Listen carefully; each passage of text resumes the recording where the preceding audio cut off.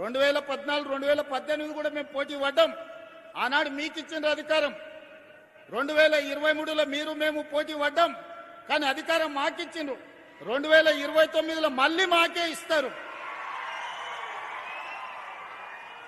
కాకపోతే ఆ ఎల్లా సిద్దిపేట నుంచి ఎమ్మెల్యేని గెలిపించండి. సిద్దిపేట నుంచి గెలిచిన ఎమ్మెల్యేను మా పెద్దలు దామోదర్ రాజనరసింహ గారు, మా వివేక్ వెంకటస్వామి గారు మంత్రిని చేయించే బాధ్యత వాళ్ళిద్దరు తీసుకుంటారు.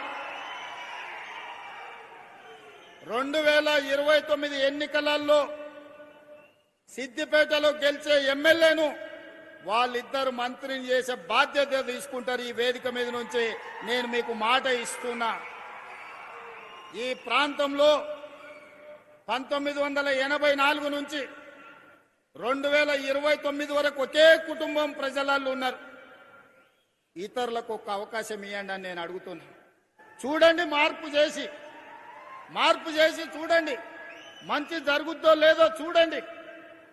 అందుకే ఈ ప్రాంత ప్రజలు చైతన్యవంతులు. ఈ ప్రాంత ప్రజలు విచక్షణతో ఆలోచన చేయండి. ఈ ప్రాంతాన్ని అభివృద్ధి చేసే బాధ్యత మా ప్రభుత్వం తీసుకుంటుంది. మల్లన్న సాగర్ సమస్య ఉండొచ్చు, ఇతర సాగునీటి ప్రాజెక్టులప్పుడు ఏటిగడ్డ కిష్టాపూర్లో 48 గంటలు నేను దీక్ష కూర్చున్న మల్లన్న సాగర్ అప్పుడు. ఆనాడు దామోదర్ రాజనరసింహ గారు, రఘునందన్ రావు గారు అందరి ప్రాంత రైతుల కోసం వచ్చి నిలబడ్డారు. ఇళ్లలో కరెంటు తీసి ఊర్లకు నీళ్లు వదిలి